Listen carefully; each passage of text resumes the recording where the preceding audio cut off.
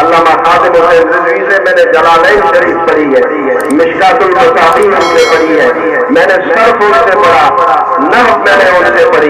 میں گزارش یہ کرنا چاہتا ہوں کہ عاشق کو پہچانتا ہے۔ مفتی صاحب جی عمر وسیع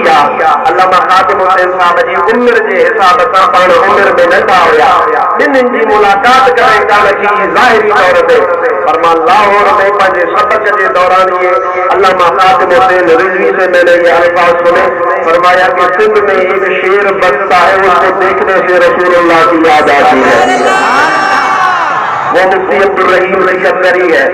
جنہیں ہتے پہنچے خبر آوا جنہیں فیض آباد جو دھرلو لگو، جنہیں عاشقوں کے دکھیوں وقت آئے، جب وہ شاکان مصطفیٰ پر مشکل گھڑی آئی، اس وقت میں اگر سندھ سے کسی شیر کی للکار آئی ہے شیر مصطفیٰ مفتی عبدالرحیم سکندری سے۔